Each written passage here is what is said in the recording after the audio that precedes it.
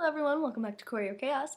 We took last week off because we are changing the scheduling. We are changing something on you, and we apologize for not telling you sooner, but we're telling you now. We are changing our schedule to every other week as opposed to every week.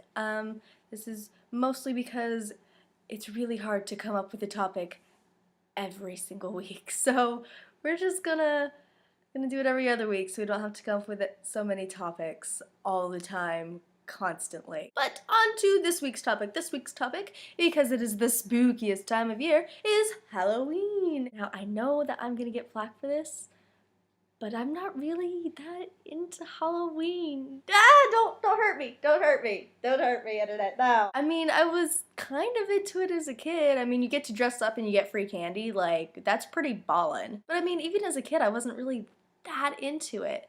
I mean, the free candy, obviously. That part I loved. But like the costumes, I mean, yeah, I'll dress up, but nothing too crazy. I remember there was one year where the two girls across the street from me who I played with basically every day of my life when we lived across the street from them, Samantha and Jody, they were both going to be witches for Halloween, and I didn't have a costume yet, and I was like, I want to be a witch with them, and so what we did is we made me a chef costume, and I wore like an apron, and my grandma went and bought like a little chef hat, and so I had an apron and a hat, and I took some of her cooking utensils and I like stuck them in the apron pockets, and I was the cooking witch. I wasn't a witch. I was a chef for Halloween, but I was the cooking witch because I wanted to be a witch with Sam and Jody. Actually, I think later that night when we were like running down the street for whatever reason, you know, away from the scary teenagers or something, uh, all this stuff, I wasn't like holding on to the stuff in the apron, and like a whisk or a spoon or something flew out of the apron into somebody's lawn. Never saw it again.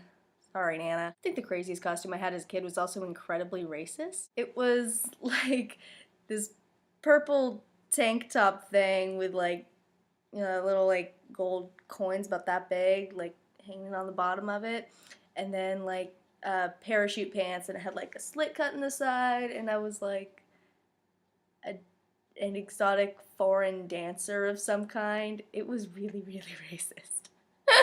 But that was the craziest I got, was like a tank top and pants. And they were pretty crazy. They were like purple and sparkly, but it still wasn't like anything too wild. And for a couple of years as a kid, I didn't even go trick-or-treating. I still got the candy because what we did instead is we went to Chuck E. Cheese on Halloween night.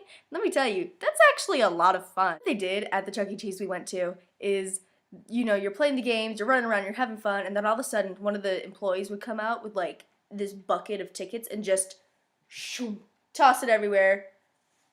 All over the floor, everywhere, and you're like, ah!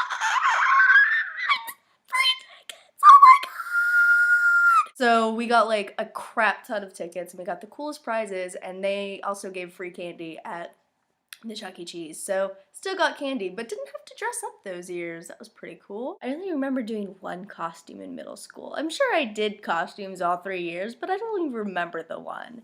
And it was pretty good, actually, for a put together at the last possible second kind of a costume. I had this sky blue zip-up hoodie, and so I wore that just with like jeans and a t-shirt, and my mom cut out cloud shapes, little puffy clouds from like dryer sheets or something, and we put them on my jacket, and so I had like a cup on the back, one on the front, whatever, and then I took a spray bottle, filled it up with water, and the forecast for Halloween that year was slightly cloudy with a chance of showers.